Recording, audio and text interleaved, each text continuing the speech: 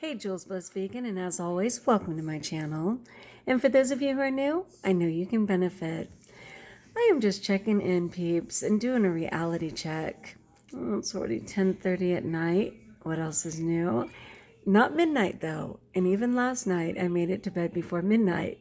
But you guys could barely hear me over the TV, and even though the TV's going, it's in a different room.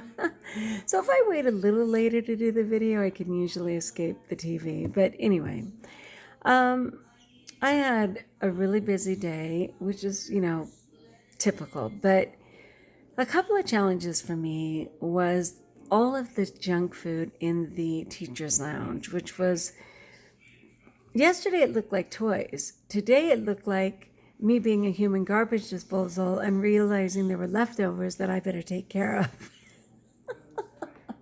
Is that tragic or what? Come on, that is tragic. I was just like, oh my gosh. Before I knew it, I made it through. Luckily, when I came back in for like the third time, when I have no business even going in there, somebody was consuming the remainder of the nonsense. Except for a huge bag, like really one of the biggest bags I've ever seen, of bagels. And of course, I started negotiating with myself. I mean, it's not donuts. It's only a bagel, right? I mean, are you kidding me? Are you kidding me? I just rebounded, so I'm hot, even though you might argue that I'm hot all the time. I know, what's up? Anyway, though, I was tripping out. So unfortunately, the kids at a table earned a party today, and usually they have a ton of stuff, and luckily they did not today. But again, what they did have was kind of humble.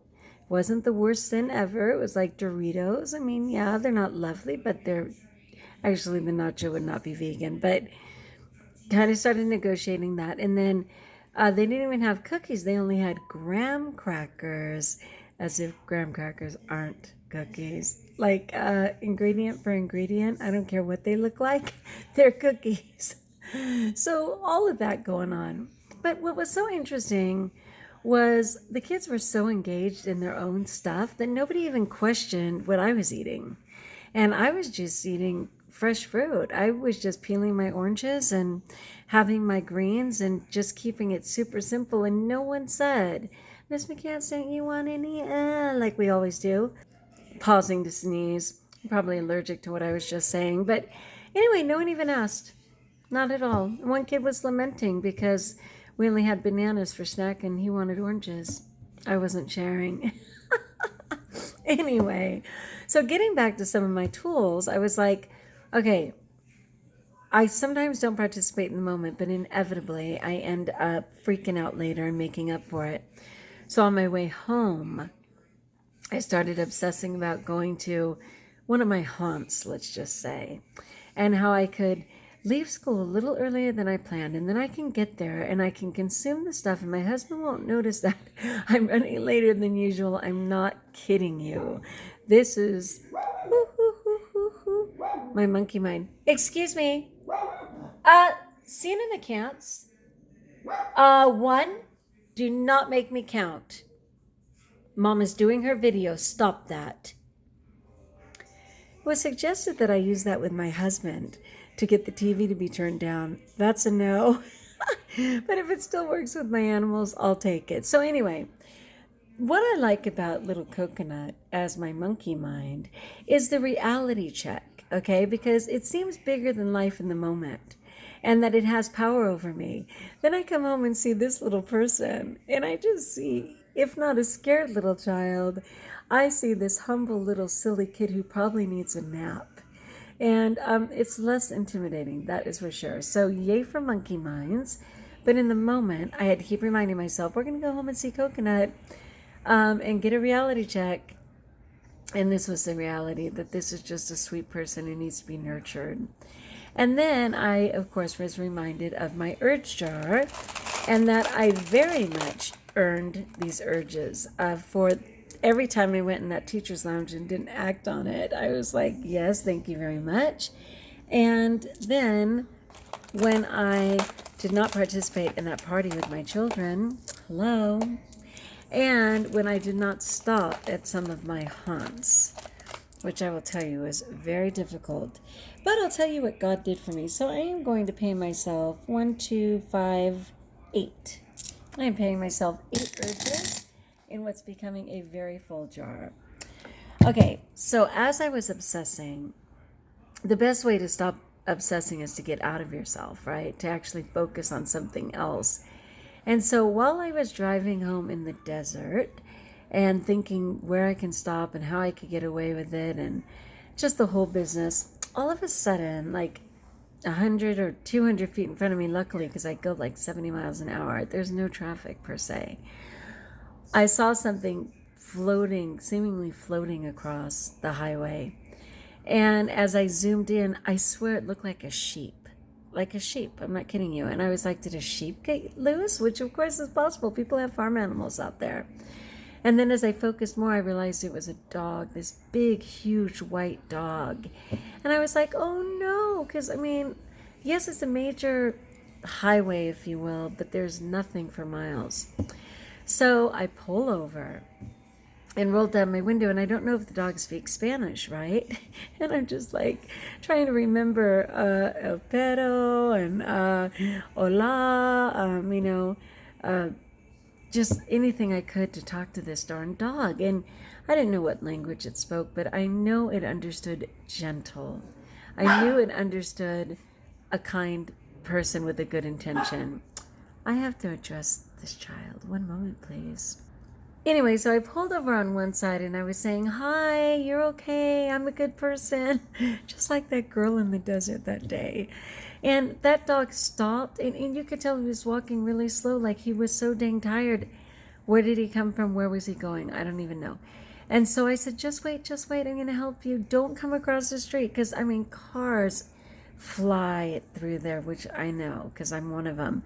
But generally there's nothing. But this dog had crossed the street and I was like, oh no. So I did a U-turn and I pulled over to the other side and he was standing there. All of a sudden he looked blind. I can't explain it. Like he had those Australian, wait, what are those? Is it an Australian sheepdog? I don't know, but those blue with the black speckle eyes, and he was seemingly blindly looking. I'm not kidding you. And I'm like, come here, little dog. He wasn't little, he was huge. But I had room in my car. I'll help you. So then I start to get out of the car, and he starts to go deeper into the desert. And I'm like, you're okay, don't go. And he starts to go deeper. But he only went like 100 feet and then waited, you know?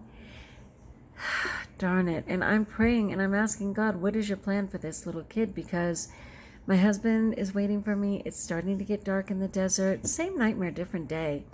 So I pulled down a dirt road, and it was a real road. And I could see that there was some fencing in what was probably a house or two, I don't know. And I kept telling that person, I tried to speak Spanish. I used sign language, everything I could to say, you're okay, please come, I'll care for you, please. And he just went even further. It absolutely killed me to pull away. But I had to say, dear Father and dear Saint Francis and, lover of animals, please provide the right person for this little kid. Or have him here tomorrow when I drive by. But don't let me see his body on the road. Please, Father, don't let me see his body on the road. But in all of that, I got outside of myself, right? So all that urge, dare I say, urges, all of those urges got out of me, and I was able to focus on praying for this dog and working my way home. And by the time I got home, I totally had my plan for dinner. It was something I'd already set out anyway. And I was able to care for my husband and my family and, just get through it. So that's why I'm celebrating with my urge beads. That's why I'm celebrating with my little monkey, who's far less intimidating in person. But man, when he's going at it, you're very convincing, I'll tell you that. So for me and Coconut, know that our hot tip of the day is that when you're obsessing, get outside yourself. That was a blessing for me. And say a prayer for that beautiful dog. God had a different plan, but I was available if he needed me. All right, my friends, like if you like, join us if you haven't, subscribe. I did a lot of things right today. I showed up at school. I was stressed out, but I calmed down. I avoided many temptations. I did what was expected of me. I drank my 16 cups of water. I ate completely raw, which I rejoice in. I was lovely for my family. I said my rosary. I did all of the things. And I supported a lot of people and gave hugs because people need them. All right, until we talk again, best of all, know that I pray for you and that I'm looking in the wrong place, but that you're blessed.